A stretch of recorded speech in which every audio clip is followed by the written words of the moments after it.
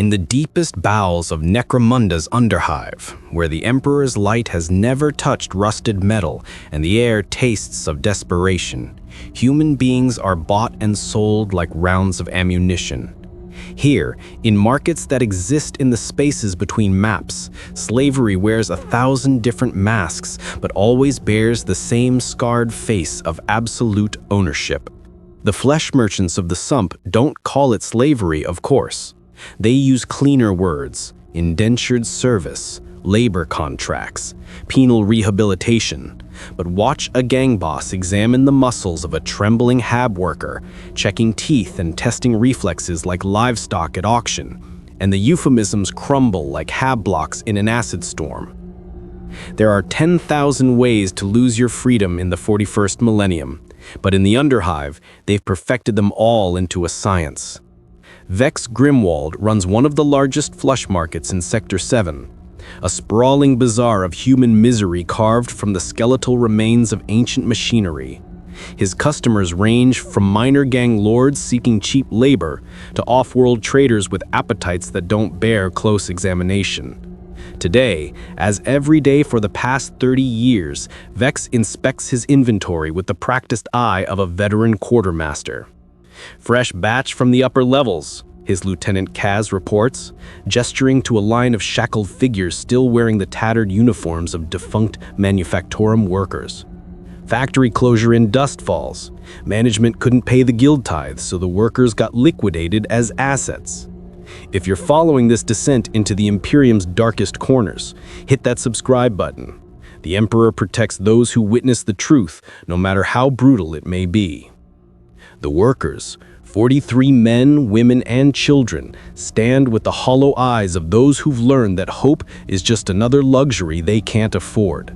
Most still carry the muscle memory of honest work, their hands bearing the distinctive calluses of plasma cutter operators and promethium refiners. In a functioning society, these would be valuable skills. Here, they're simply features that affect market price. Grade them by output potential, Vex commands, running a scanner over each person. The ancient device, a relic from the dark age of technology, measures everything, from bone density to neural activity. Heavy labor goes to the mining guilds, technical skills to the forge gangs. The rest? He doesn't finish the sentence. In the Underhive, the rest encompasses fates worse than death. A young woman near the end of the line catches his attention, not for her physical attributes, but for the way she holds herself. Despite the chains, despite the circumstances, she maintains perfect posture, her eyes scanning the market with tactical awareness rather than defeated submission. Former Planetary Defense Force, Vex realizes. Probably discharged when her regiment was disbanded after some budget cut. That one's military trained, Kaz observes. Could fetch premium from the arena gangs.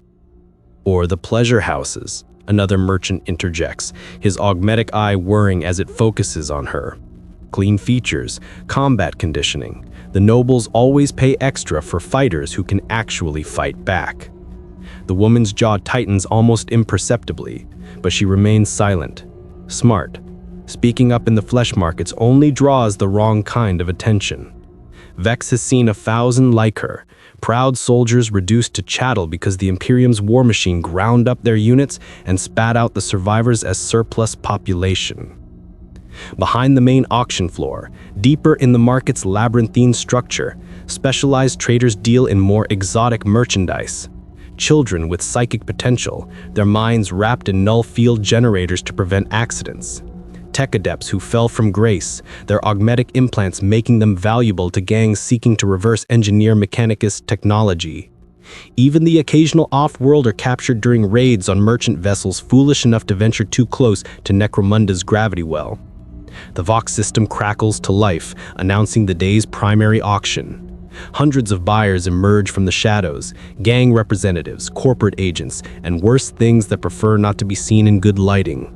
They carry credit sticks, barter goods, and promises written in blood. In the Underhive, currency takes many forms, but desperation remains the most stable exchange rate. As the first lot is dragged onto the platform, Vex reflects on the beautiful efficiency of it all. The Imperium creates the conditions: economic collapse, endless warfare, social stratification, and the underhive simply harvests the crop. Supply and demand in its purest form, lubricated by suffering and maintained by the unshakable truth that in the 41st millennium, human life is the most renewable resource of all. The auctioneer's voice echoes through the chamber, each bid another chain forged, another life commodified. And in the darkness beyond the market lights, a million similar transactions play out across a galaxy where freedom is just another word for something you once had. 3 levels above the flesh markets, in the sterile halls of Forge Complex Omega-7, the Adeptus Mechanicus has perfected a different kind of slavery, one that strips away not just freedom, but consciousness itself.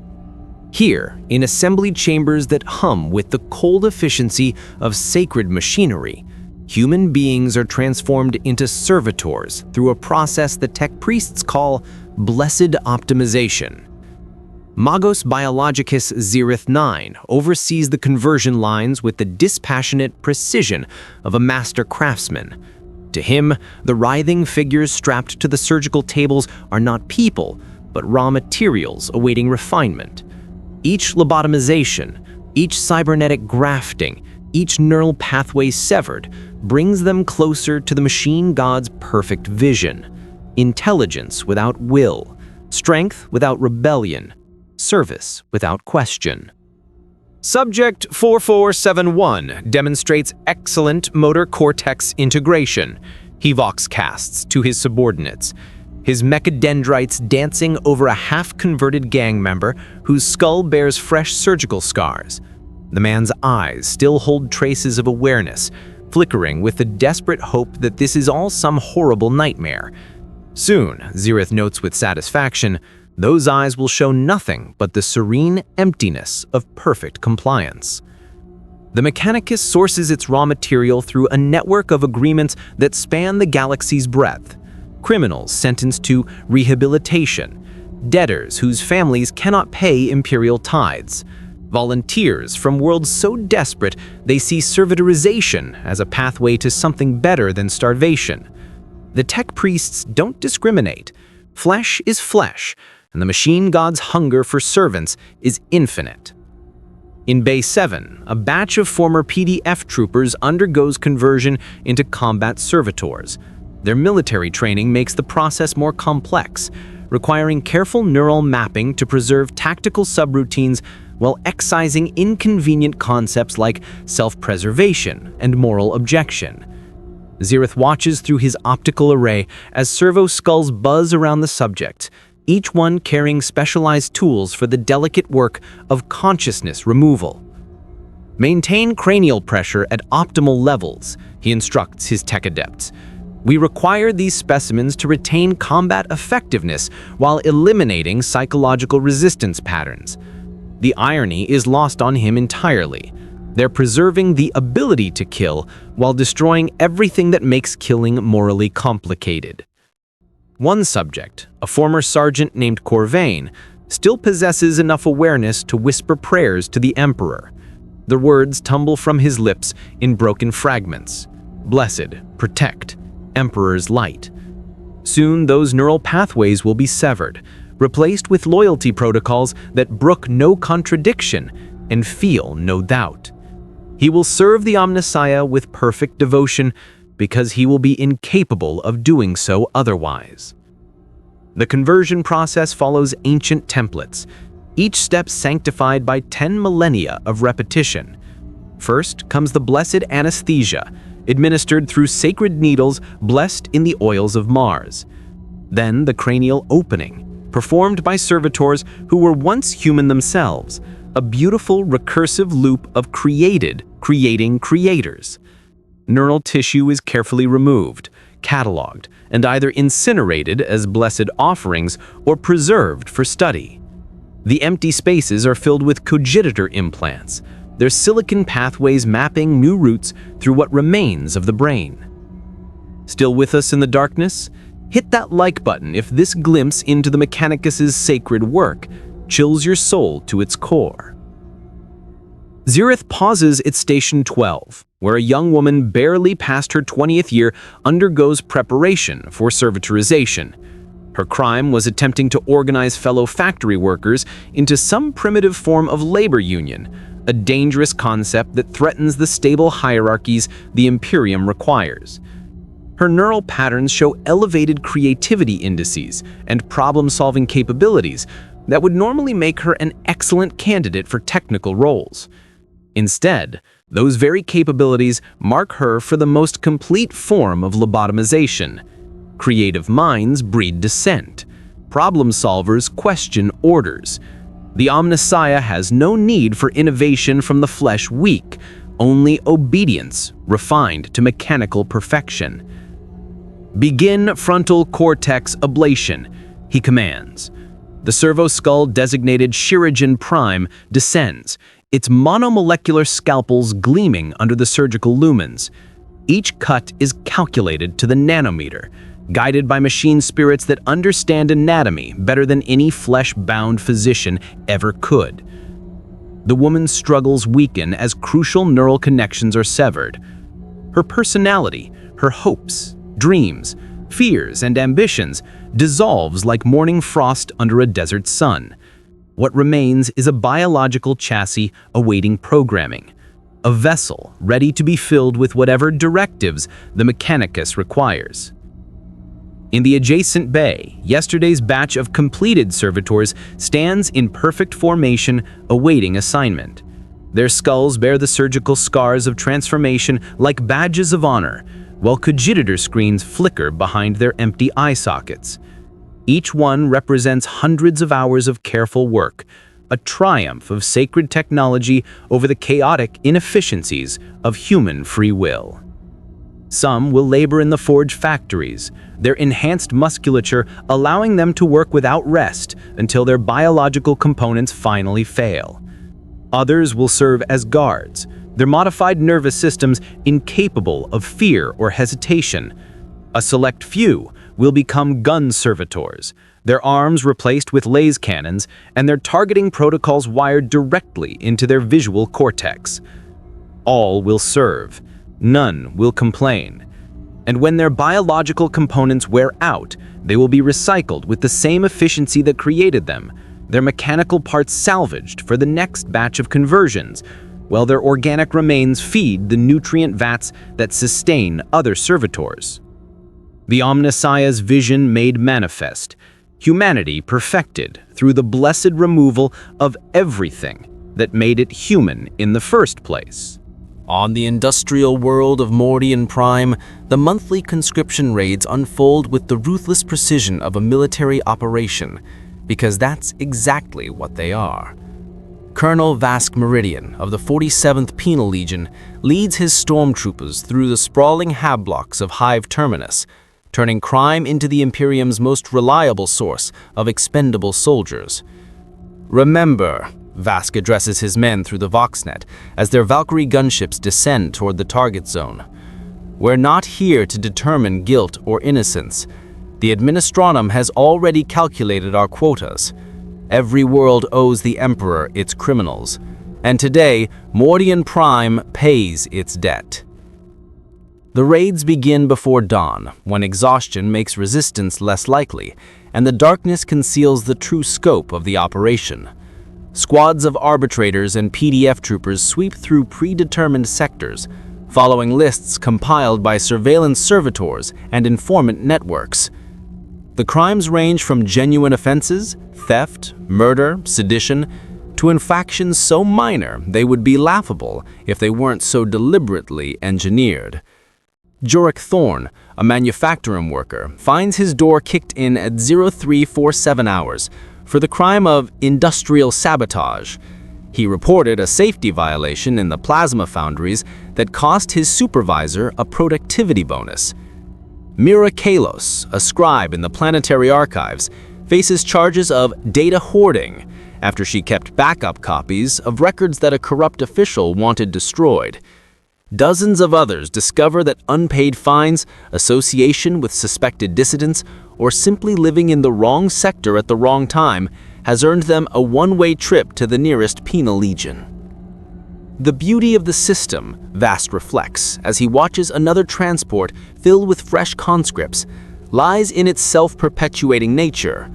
The more desperate the population becomes, the more crimes they commit.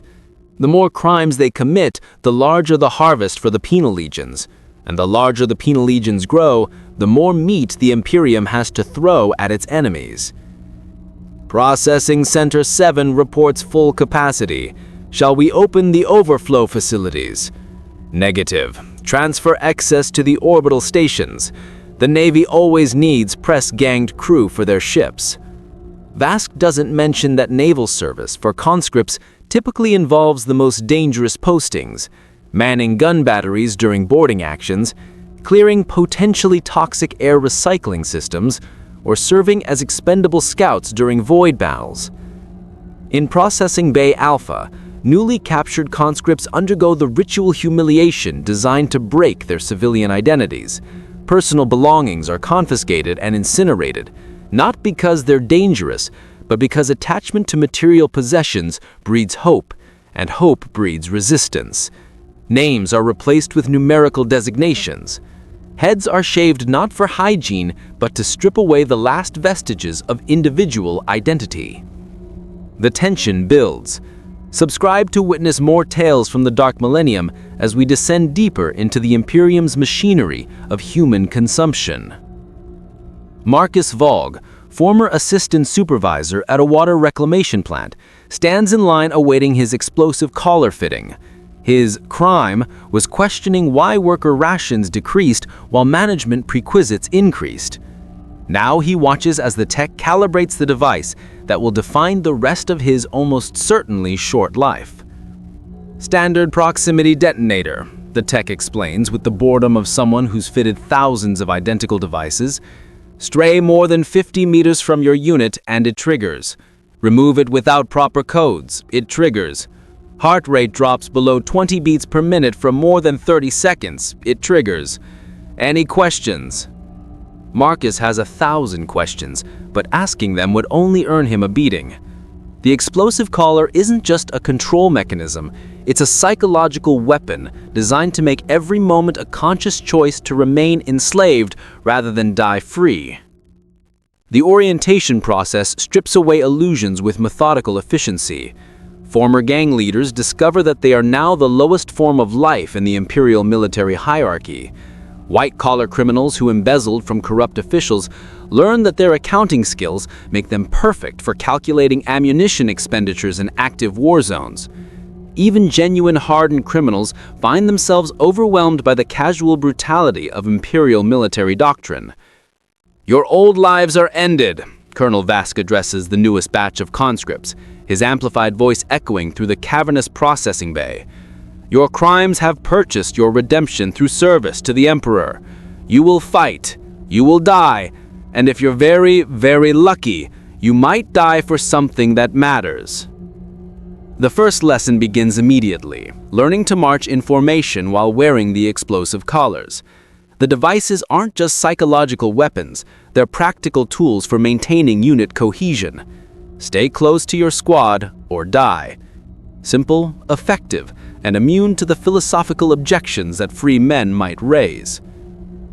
Transport ships wait in the orbital dockyards, their cargo holds modified to carry human freight. The Penal Legion's ultimate destinations read like a catalog of the Imperium's worst nightmares.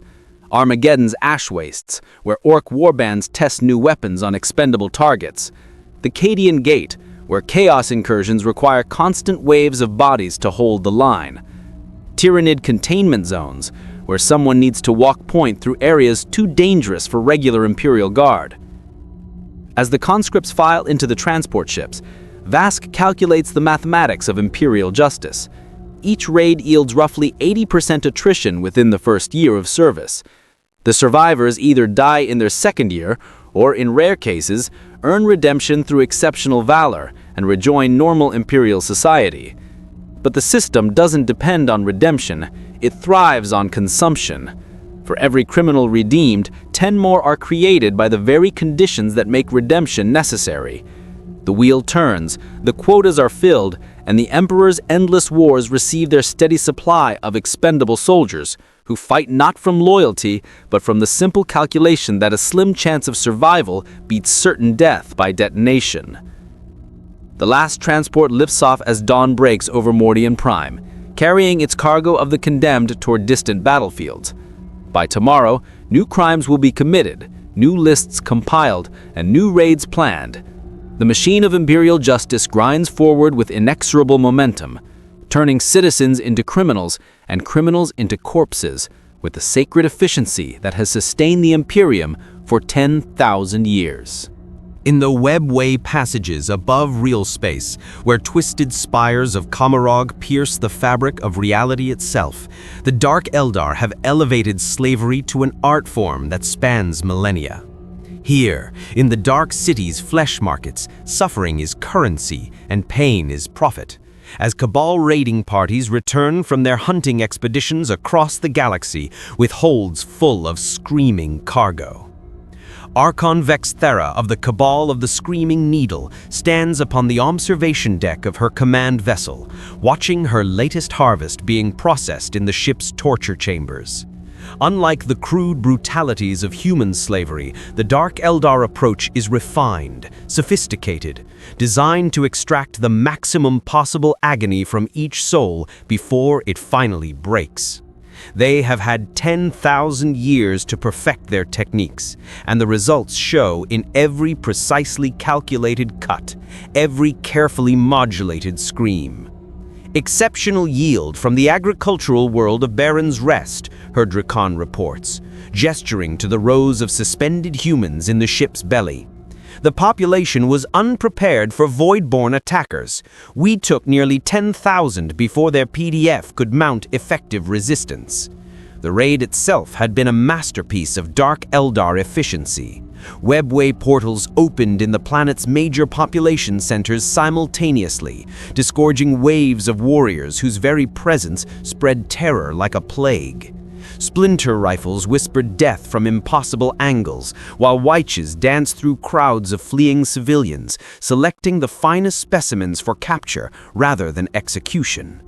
Homunculi followed in their wake, their grotesque forms marking potential subjects for their experiments with neural needles that paralyze without killing. Vexthara's personal favorite from the hall is a young Imperial Guard major who was visiting his family on leave. His military training makes him more resistant to conventional torture, which will provide her paincrafters with an interesting challenge. The stronger the will, the sweeter its eventual breaking. The man still believes rescue is possible, still maintains hope that the Emperor will protect him. Soon, that hope will become another instrument of torture. Begin the initial sorting, she commands. Military personnel to the homunculi for combat conditioning experiments, psychers to the soul cages for soul extraction, children under 10 standard years to the pleasure districts. Their screams have a purity the jaded nobles pay premium rates for. Comment your theories below. What corruption stalks our heroes when the hunters themselves are hunted by beings beyond human comprehension? The processing bays of a Dark Eldar raiding ship represent centuries of accumulated expertise in the science of suffering. Each chamber is designed for specific types of torment, from the sensory deprivation cells that drive strong minds to madness through isolation, to the neural excitation chambers where homunculi test the limits of consciousness through precisely applied agony. The Dark Eldar don't simply want their slaves to suffer, they need them to suffer, feeding on the psychic emanations of pain and terror to sustain their immortal but corrupted existence. In Bay Gamma, a group of captured planetary defense force troopers undergoes recruitment assessment by wyche cult Tithe. The wyches move among the prisoners with predatory grace, testing reflexes, measuring fear responses, cataloging scars that indicate combat experience. Those who show promise will be given the honor of dying in the arena fighting other slaves for the amusement of Dark Eldar nobility. Those who don't will find themselves in worse places. This one shows acceptable combat conditioning, Tithe observes, running a talon along the jawline of a former sergeant whose eyes burn with desperate rage. Mark him for arena training. Break his spirit, but preserve his skill. The crowd enjoys watching hope die slowly. The sergeant tries to speak, probably to curse his captors or invoke the Emperor's protection. His words are cut short by a neural disruptor that floods his nervous system with precisely calibrated pain signals. Not enough to cause permanent damage, just enough to teach him that resistance brings immediate consequence. The Dark Eldar have had millennia to perfect the balance between breaking their slaves and keeping them functional. Deeper in the ship's holds, Homunculus Jarl conducts his preliminary examinations of the human specimens. His interest lies not in their capacity for suffering, that's a given, but in their potential for transformation. The finest slaves become materials for his experiments, their bodies and minds resculpted according to his twisted vision. Some will become grotesques, their forms warped into living weapons. Others will join his stable of pain engines, their consciousness uploaded into mechanical frames designed to inflict and experience torment simultaneously. Fascinating bone density in this specimen, he muses, examining a farm worker whose heavy labor has given him exceptional physical strength. Perfect candidate for ossification experiments. We'll see how much calcium enhancement the human skeleton can tolerate before structural failure. The Dark Eldar approach to slavery transcends mere ownership. It's a form of cosmic parasitism that feeds on the spiritual essence of their victims. Each scream, each sob, each moment of despair generates psychic energy that sustains the immortal but damned existence of Commorrag's inhabitants. They have transformed suffering into a renewable resource, creating elaborate hierarchies based on who can extract the most exquisite agony from their holdings. Vextara returns to her private quarters, where her personal collection awaits inspection. These are the finest specimens from decades of raiding. A space marine captured during the Badab War, whose enhanced physiology provides unique opportunities for extended torment. A navigator whose third eye has been kept functional specifically to force him to witness the damnation of his comrades. And her crown jewel, an inquisitor whose faith remains unbroken after 30 standard years of captivity. "Still praying to your corpse, Emperor, mon qui?" asks she, the inquisitor, whose lips move in silent litanies even as his body bears the scars of countless sessions with her pain-crafters. "Your god's silence must be deafening by now." The inquisitor's response is barely audible, but his eyes remain bright with defiance. Perfect. Broken slaves provide only brief amusement, but those who maintain their resistance become lifetime projects, sources of renewable entertainment that appreciate in value over decades of careful cultivation. Outside the ship's viewports, the twisted spires of Commorrag grow larger as the raiding fleet returns home.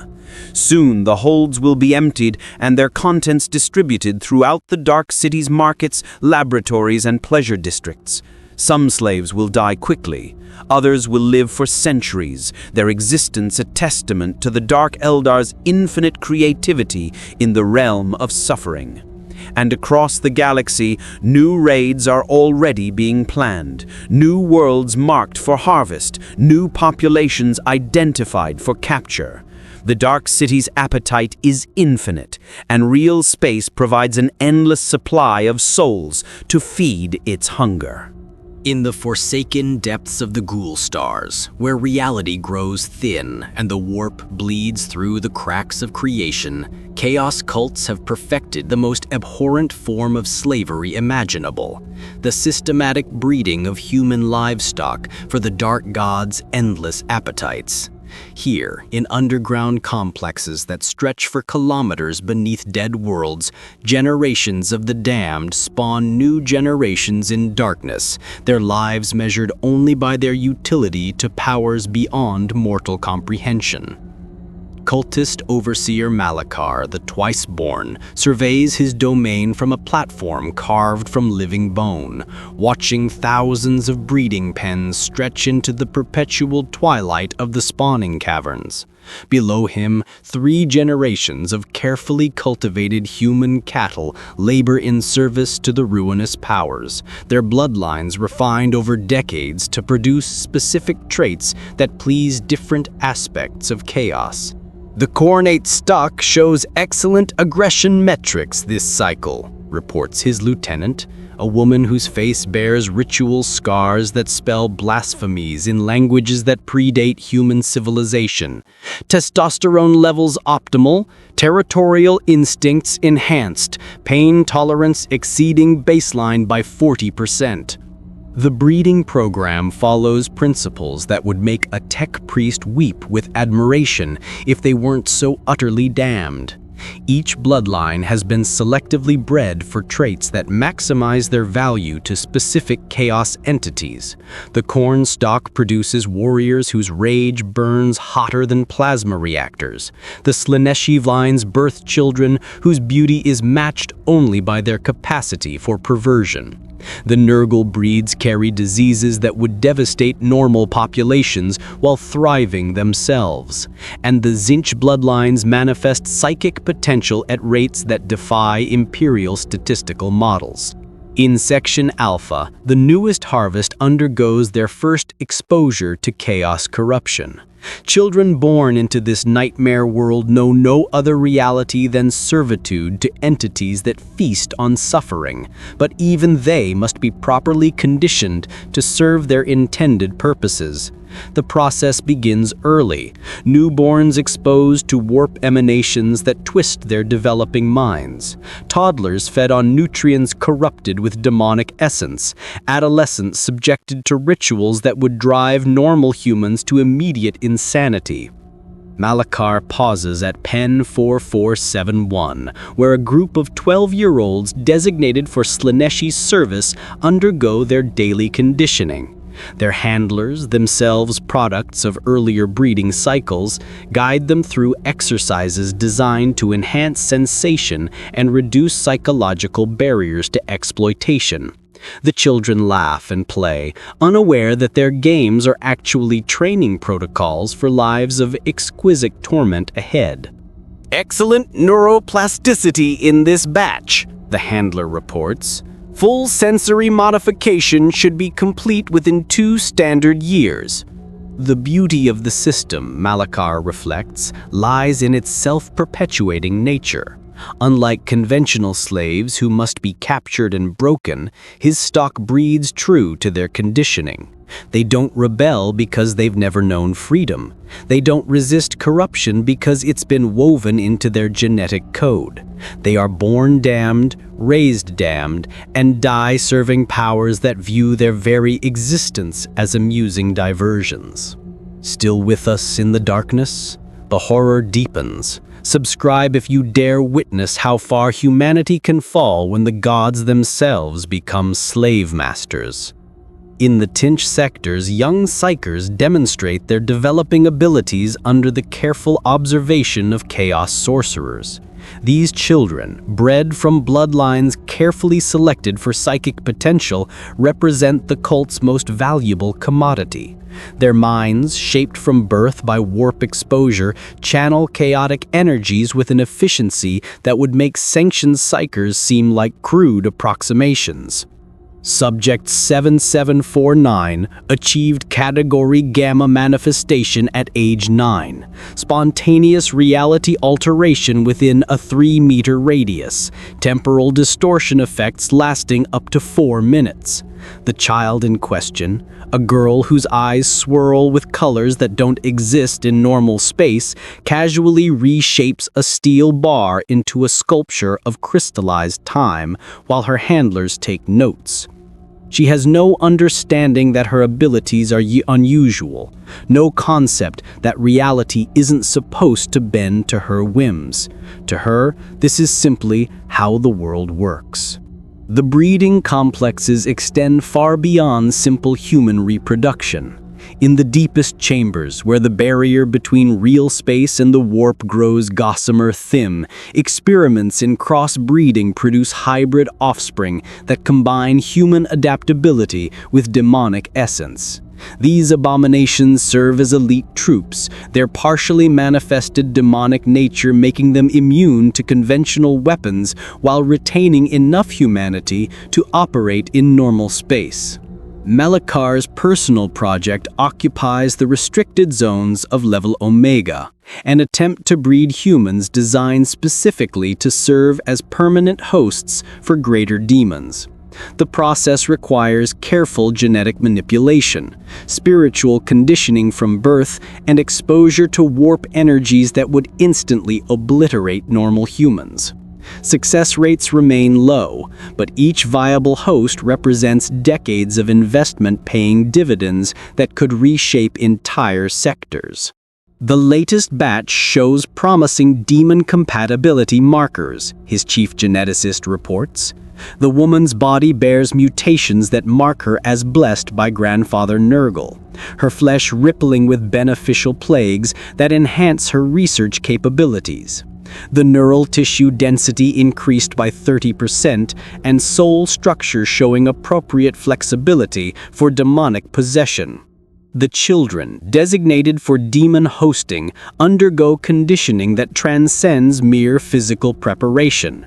Their souls are gradually stretched and weakened through exposure to minor warp entities, creating spiritual gaps that more powerful beings can exploit.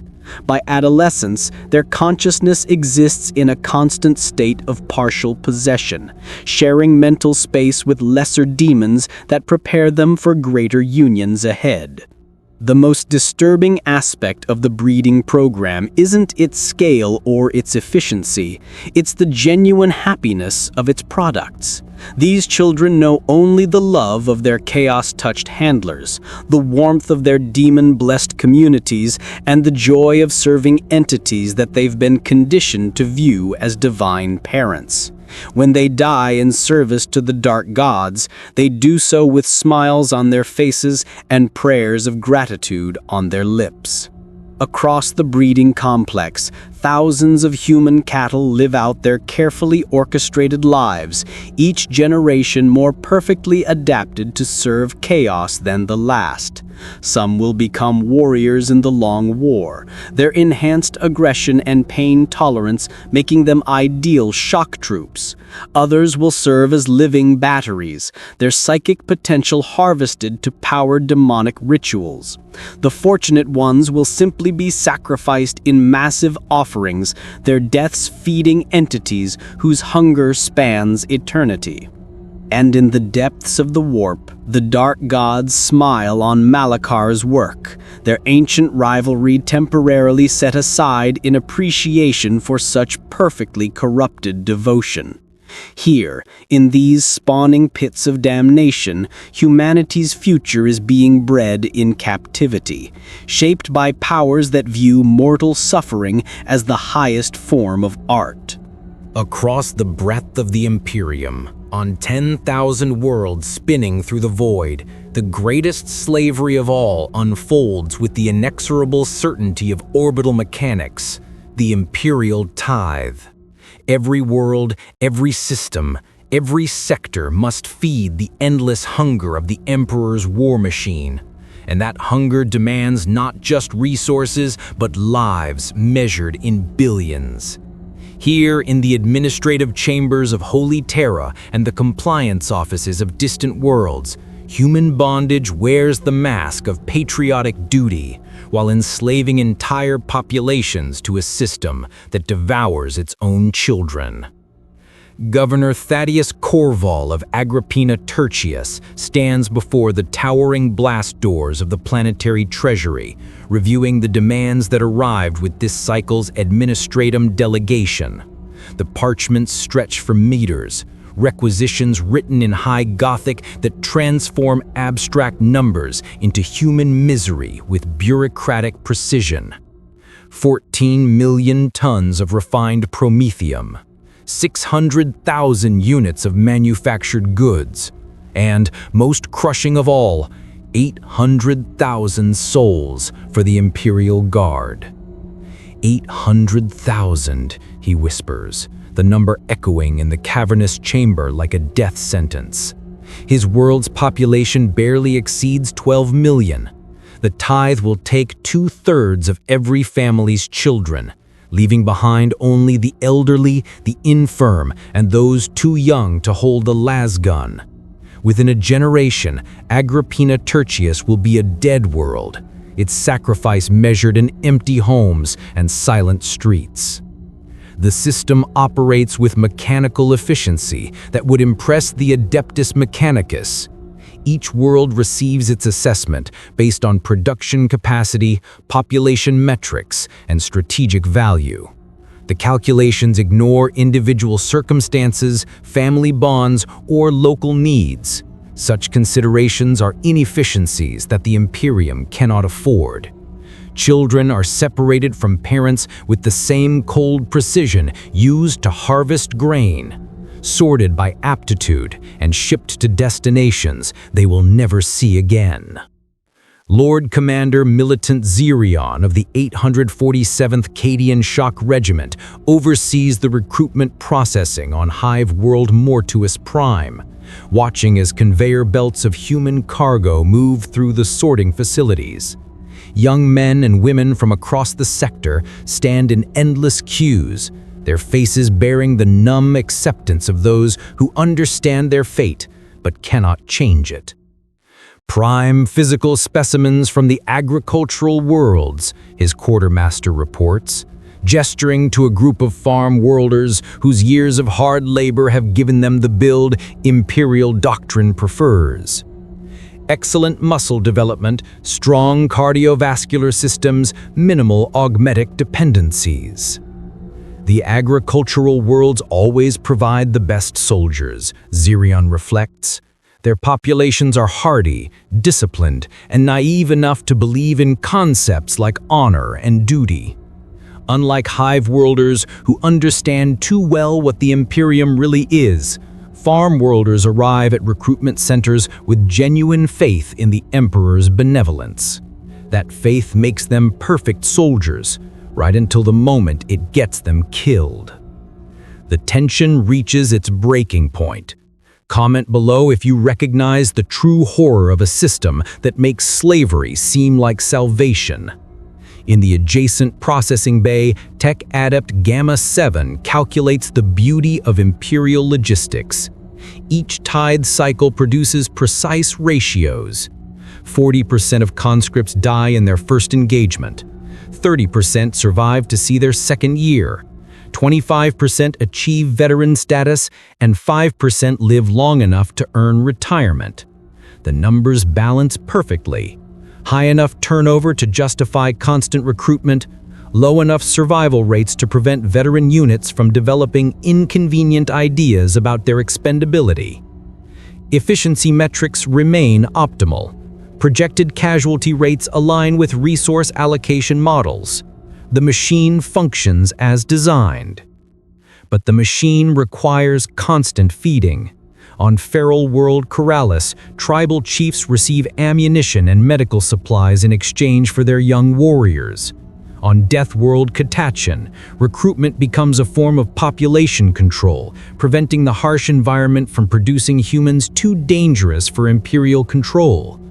On Mining World Hadron's Deep, conscription offers the only escape from a life measured in pollution-shortened years, trading certain death by toxic exposure for probable death by enemy action. The psychological mechanisms that sustain the tithe system reveal humanity's infinite capacity for self-deception. Parents tell themselves their children serve the Emperor's will. Planetary governors frame conscription as honor rather than slavery.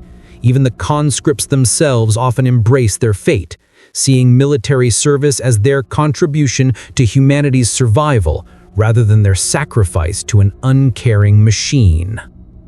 Governor Corval returns to his private chambers as the latest transport lifts off from Agrippina Tertius, carrying 800,000 of his world's children toward distant battlefields. His own son stands among them, not from legal obligation, but from the practical understanding that governors who exempt their families from the tithe face much harsher assessments in future cycles. The boy had looked back once as the transport ramp closed, his young face showing confusion rather than fear. He still believed his father's explanations about duty and service, still trusted that the Imperium would care for him as family should. In 18 months, statistical analysis suggests that boy's name will appear on a casualty list from some forgotten battlefield, one more number in the endless arithmetic of Imperial expansion. The tithe flows upward through the chain of command like a river of human souls. Regimental commanders feed their losses to divisional headquarters. Divisional losses flow to sector command. Sector casualties become line items in reports that reach the High Lords of Terra, where 12 ancient figures decide which worlds will bleed next to feed the war machine's hunger. On Holy Terra itself, in chambers so vast their ceilings vanish in perpetual shadow, administratum scribes process the intake reports with the mechanical precision of servitors. Each death is catalogued, each replacement requisitioned, each world assessed for future harvests. The scribes work in shifts that span decades, their entire lives devoted to managing the flow of human resources from the Imperium's extremities to its ever-hungry center. The beautiful cruelty of the system lies in its necessity. Every alternative leads to humanity's extinction. Chaos incursions that would devour worlds whole, orc migrations that would reduce civilizations to ash, Tyranid hive fleets that would consume every trace of human existence. The tithe preserves humanity by sacrificing it, saves the species by enslaving it, offers hope by demanding despair. And in the end, as transport ships full of conscripts burn through the void toward distant wars, the system sustains itself through the simple truth that survival requires sacrifice. The Emperor's throne demands blood to keep the Astronomicon burning. His armies need bodies to hold the line against extinction. His Imperium requires souls to feed its 10,000-year hunger. And the greatest slavery in human history continues because the alternative is not freedom, but annihilation. And in the mathematics of imperial necessity, even slavery becomes a form of mercy. The mercy of existence, however brutal, over the final silence of extinction. In the brutal calculus of the 41st millennium, slavery reveals itself not as humanity's greatest sin, but as its most fundamental survival strategy. Across a million worlds spinning through the endless night, billions of souls wake each day to bondage, some wearing chains of metal, others bound by explosive collars, and countless more enslaved by systems so vast and complex that freedom becomes a concept as alien as mercy. The flesh markets of Necromunda's underhive represent only the most visible layer of a slavery that permeates every aspect of Imperial existence.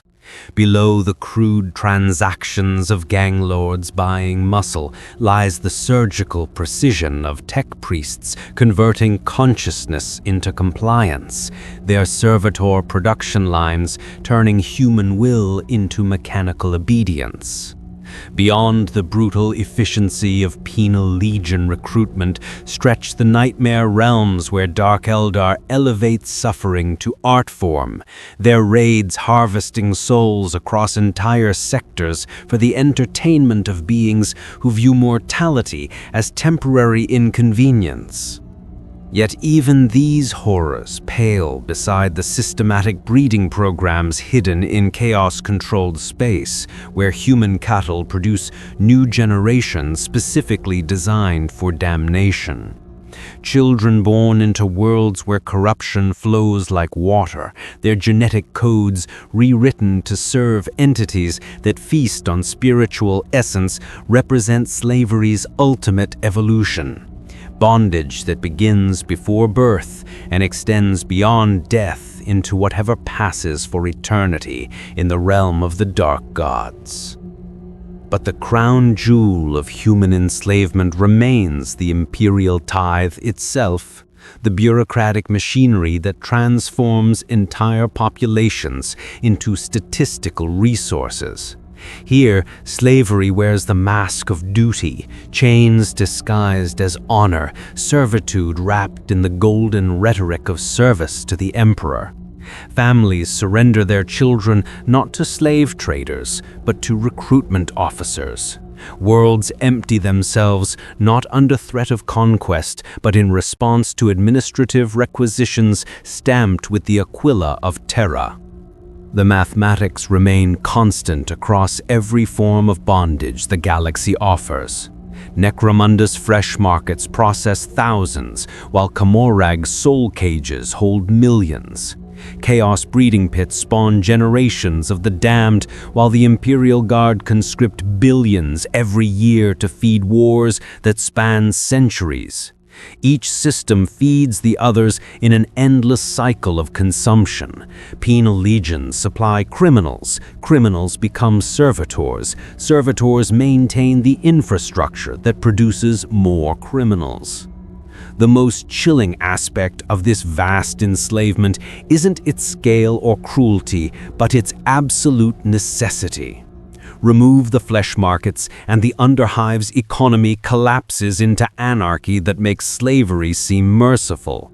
Shut down the Servitor production lines, and the Mechanicus loses the workforce that maintains humanity's technological foundation. End penal legion recruitment, and crime overwhelms worlds already balanced on the knife's edge of survival. Eliminate the Tithe, and the armies that hold back chaos, orcs and Tyranids simply vanish, leaving humanity defenseless against forces that view slavery as kindness compared to their appetites. Every chain broken leads to 10 more forged. Every slave freed creates the conditions that enslave 10 others. The system sustains itself because the alternative isn't liberation, it's extinction. In the darkness between stars, where alien intelligences calculate humanity's worth in terms of entertainment value and nutritional content, the Imperium's vast slavery reveals itself as the only barrier between civilization and annihilation. The chains that bind billions also protect trillions. The suffering of individuals purchases the survival of the species, and the cruelty of human masters remains infinitely preferable to the tender mercies of unhuman ones. The Emperor's light burns eternal, fed by the lives of those who serve without choice, sustained by the sacrifice of souls who will never see freedom, but whose bondage ensures that freedom, however distant and theoretical, remains possible for future generations. In the 41st millennium, slavery isn't humanity's shame, it's humanity's salvation, purchased at a price so terrible that even acknowledging it requires a kind of madness.